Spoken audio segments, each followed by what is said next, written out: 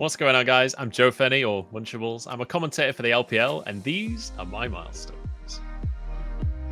I'm gonna make my bed real quick, too. Yeah, perfect. God, what year is it?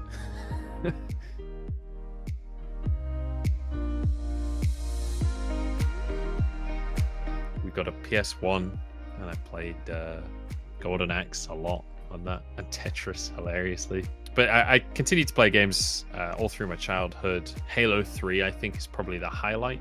But then as I grew up a bit, I got a PC, played a lot of World of Warcraft, played a lot of StarCraft 2.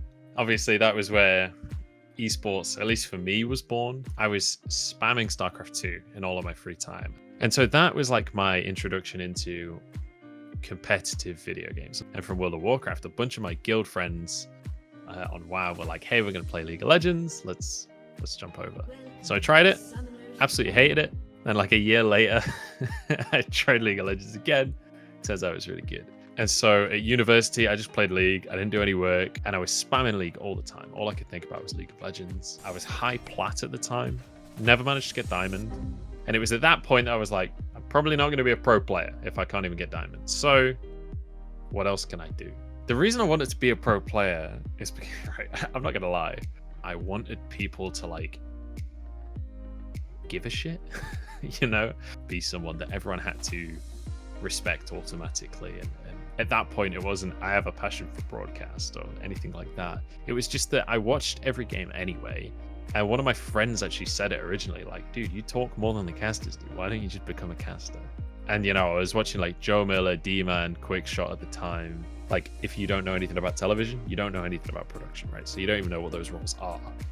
And for management within teams and stuff, that was completely the Wild West. I didn't know anyone. I wouldn't have even known where to begin on that journey.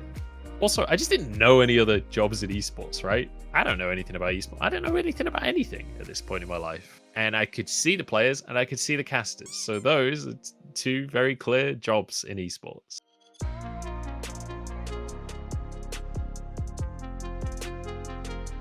I dropped out of uni and I was like, what am I going to do in my life? If you drop out of university, bit of advice for everyone, just focusing on playing League is probably not the way forward. I started working at an estate agent's. It sucked. So I was kind of jobless for a few months, just playing World of Warcraft and playing League of Legends. And that was when like the decision was made to, okay, let's try and be a caster. I knew that I had the capability of stream because I dabbled on Justin TV. I posted on Reddit saying, here's a video of me casting a solo queue game. Does anyone need a caster? Hit me up. I got a message from a guy called Sean, and for his dissertation, he decided to run his own League of Legends tournament. It was just 4 singular games between his mates at uni. I just jumped on Skype with him and just went for it. But off the back of that Reddit thread as well, I got a message from a guy called Josh, who anyone in the UK scene will know. Josh is the guy that runs the Nuel, National University Esports League. But it was all voluntary. Josh wasn't making any money off of it at the time. That was the point at which it went from just a random dream to, okay, now I'm actually a caster.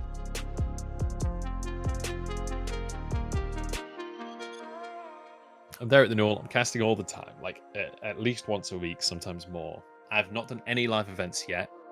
There's an event going on in Manchester University. The Nuel, Josh, like big thumbs up, had our backs as casters, me and Shadow, and was like trying to use leverage to get us casting this live event. The actual people running the event didn't want us to cast because they had casters. The compromise we came to was that me and Shadow would stage host this event. But the important thing about this story, number one, it was the first time I did an event, and I brought my Yu-Gi-Oh deck with me. That's how cool I was at the time. At this event, there were 2 rioters there. There was Riot Navigator and Riot Soundwave. They were rioters within the UK community that were in charge of making events happen. And they suggested to me that I apply for a job at Riot, which I massively misunderstood. See, I was still very young and naive at this point in my life. And what I took this as was, I've been like tapped as the guy, right? He already wants me for the job, or he wouldn't have said, hey, you should apply for this job. What was actually the case was they wanted me to come to this interview with like a plan for the UK scene. How are we going to make the UK scene successful? Obviously, failed miserably. You know, if I'd passed that interview, my life is probably very different because I would have been joining Riot Games in like 2014. Could have been a really good career in a different route. It probably wouldn't have been casting. So all I'm saying is I would be director. No. I couldn't just get in because I liked esports. I needed to add value.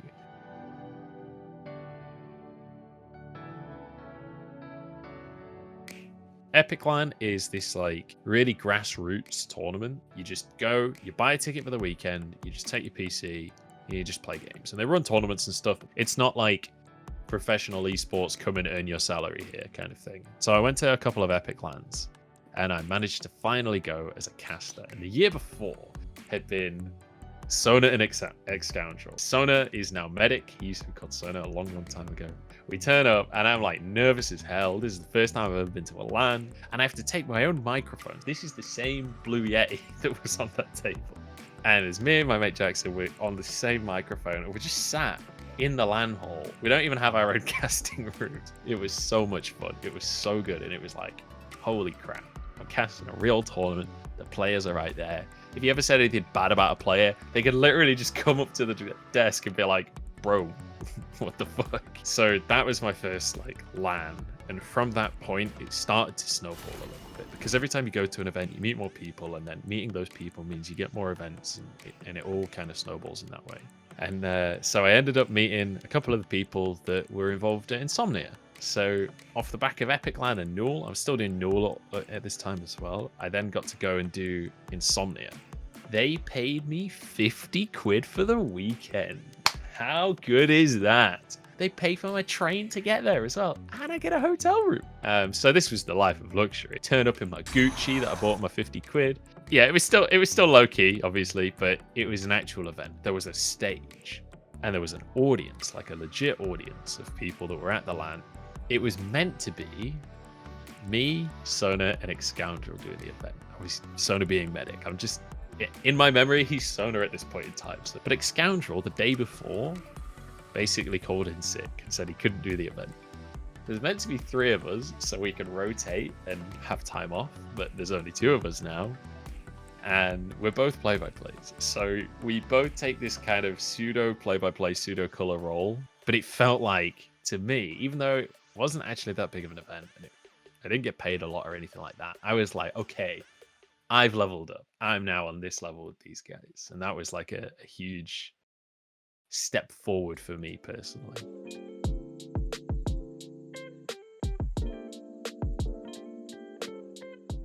So yeah, this was the point where it was like, okay, maybe this can turn into a job. I got to start doing some paid online events, and this was like EU Challenger scene stuff. So I did the IEM Shanghai 2015 online qualifiers or something like this. That's how obscure it was. I can't even remember. Most of them were just a scam, and they didn't actually pay you. But Black Monster Cup paid me. Shout outs to Black Monster Cup. When Nuel started to do some events where they wanted a studio, I was the guy that they picked to go. Every Sunday, I got to go to a professional studio to talk about video games. This was as real as it had ever been. This is as big as it gets in esports at this point. Working with ESL was like the tippity top. I get to go to their studio, I get to meet the people at ESL, and then a few weeks on, the guys at ESL turn to me and say, we're going to start running this project called the UK Premiership. We need a commentator that can do League of Legends and Counter-Strike and just do it all day, every day. Hallelujah. This is it. This is the moment where I can actually become a full-time professional commentator for real. I apply for this job. There was meant to be 3 rounds of interviews. There was only 2 because I smashed it. Got the job. I'm working full-time in esports. So I immediately have to learn Counter-Strike. I've never even played Counter-Strike at this point. And I'm like, okay, well, I'm Counter-Strike commentator now, so I guess I better learn that. That was the moment where it stopped just being a dream and started to become a reality.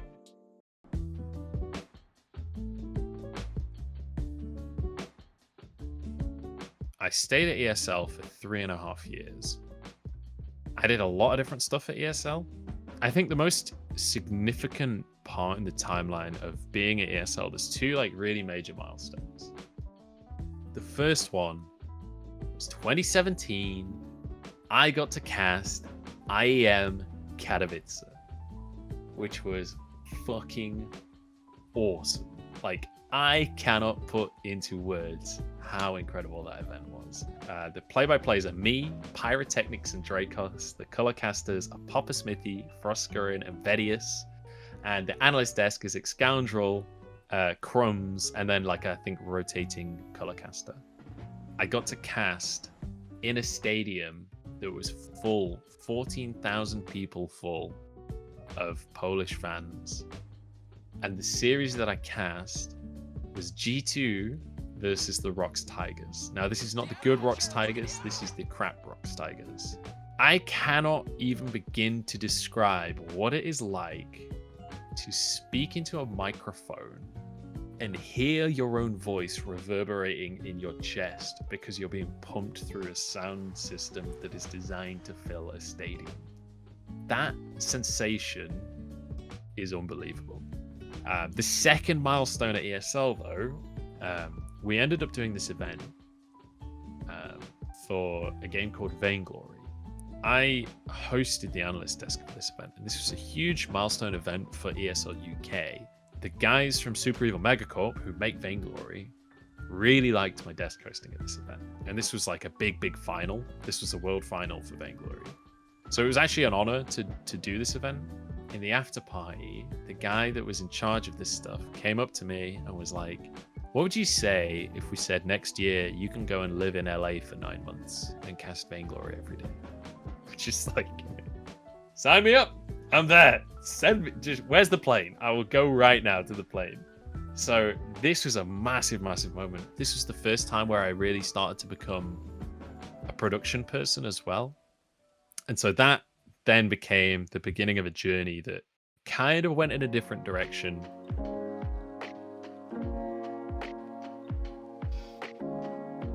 The year ends for Vainglory. We go to Singapore to do the World Championship Finals. I discover that Vainglory is gonna change directions and no longer work with ESL.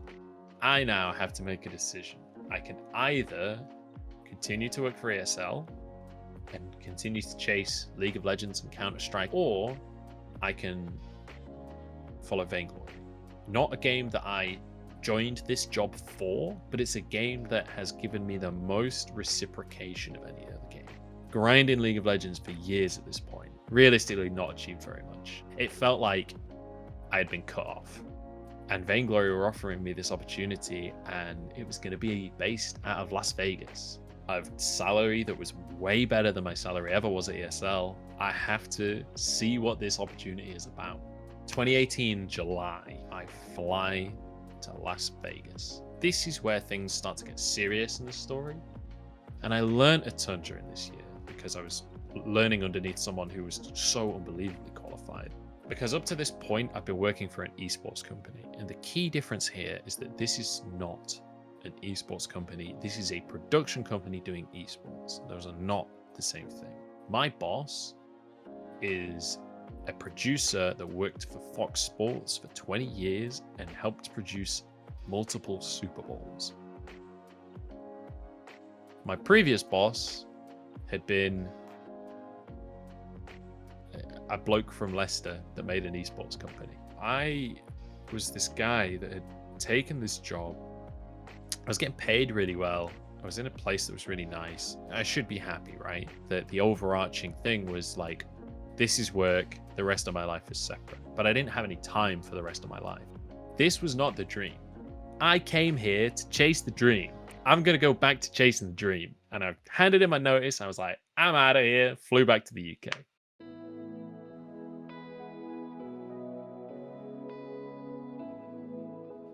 It's time to take this shit into my own hands. It's now or never. I give myself a year. If I can make it, if I can get to a major league, fantastic. This is the career.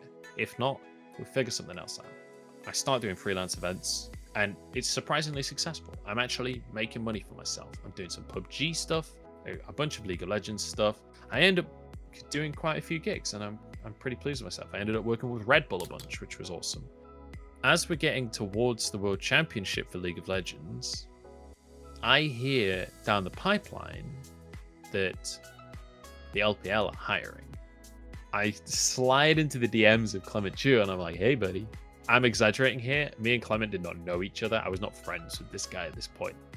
So I messaged Clement and he's like, yeah, we're hiring. Send me a CV. We can talk, go through the interview process. And one random bit of advice I would give you is if you're in an interview, tell the truth because you will earn respect for doing it. He asked me who my favorite LPL team was that hadn't been to the World Championship. And I'm like, to be honest, mate, I don't know. I'm not going to lie to you, pretend that I've done a ton of LPL research already. I've done research on the company that I will be working for, and like, I'm confident in my ability, and I have not done in-depth research into the LPL yet to have a favorite team. Afterwards, he told me that he was like, I respect that you told the truth there instead of just bullshitting me, but for interview 2, please know some of the teams. I finally get the confirmation that I have the job. At this point, honestly, like, people don't ever tell you this stuff, but my ego was like, I was a guy that had done some Vainglory. I ended up being a full-time producer in Las Vegas. I came back, succeeded in freelance. Like 6 months in, I got offered a job commentating one of the major regions within League of Legends. I was just like, that's it, guys. I'm God's gift to Earth, you know, at least for a week. It just felt amazing. It felt absolutely amazing to finally make it onto a major region. It took a really long and windy route to get there, but I finally made it. I spent my year in China. I was working basically 24/7. LPL is intense, man. It started again this year. We're working 24/7, this time from remote because I can't get to China right now. But yeah, I guess that is kind of the story so far. Those are my milestones.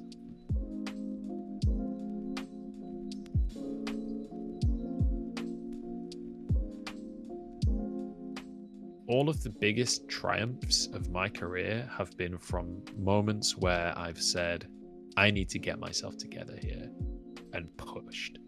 If you try, then you will get a lot more out of life, and you will get a lot more out of whatever it is that you're doing. I've been working full-time as a commentator for like 6 years, I guess. I don't exactly know, but a long time now.